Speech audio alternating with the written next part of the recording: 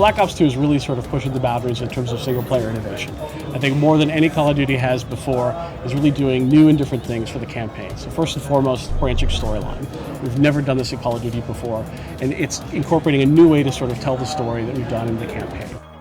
These are sandbox levels that are basically put into the game. You have the ability to choose which ones you're going to take on, and then your outcome on how you play, win or lose, impacts the story of the game. So depending if you won that specific mission, something different will happen within the narrative of the game and even in the ending itself. So I think more than ever, the team at Treyarch really pushing the boundaries. I think they did that on Black Ops 1, and on Black Ops 2, it's really pushing the boundaries even further. What you guys saw in the level today was a level that takes place in 2025. And what's happened is Raul Menendez, who is our key villain within the story, has taken control of the infrastructure of drones controlled by the U.S. military. And he's basically pointed them at Los Angeles, where the President of the United States is actually there currently. So your goal within the mission is to defend the President.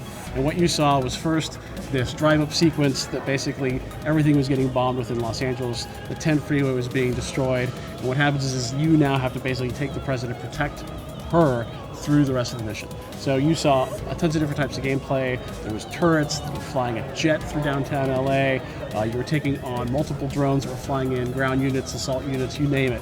But you also had this ability where choice played into the sort of decision. The mission we showed today was a mission in Singapore where basically you're taking out a missile defense system with your JSOC team. So you're deployed in, and you have the ability to go into Overwatch mode, which is sort of this RTS sort of perspective, and move units depending on where you want them to take place, flanks, standby, or engage. You can also then take control of different vehicles within the level. There's these quad rotor drones you actually can fly around within. You're actually controlling the movement of them.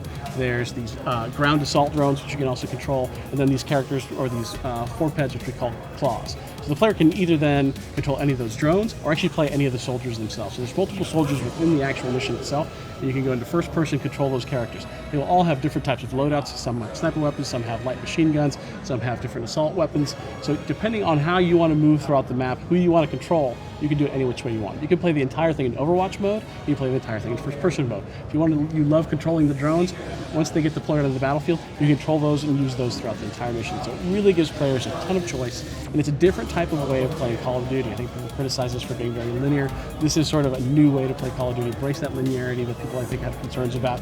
And then again, that outcome is driven if you win or lose. I think for us, when we do a Call of Duty game, a lot of research goes into it. So on Black Ops 1, we spent a lot of time looking at what was going on within that time period of the Cold War. All these different sort of proxy wars that were going on. It really created a lot of interesting fiction. And we talked to a lot of consultants that were sort of SOG soldiers there. A guy by the name of John Plaster really inspired us in terms of what we wanted to do.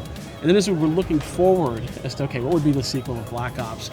We brought in Oliver North. He consulted with us on all the hot zones that existed in that time period, all the things that were going on in Central America, the Middle East, Africa, everything that was going on there. And it really sort of had these sort of relevant touch points into the future. And the team really always wanted to push the boundaries of what they were doing and said, you know what, it'd be an interesting way to connect these storyline pieces together.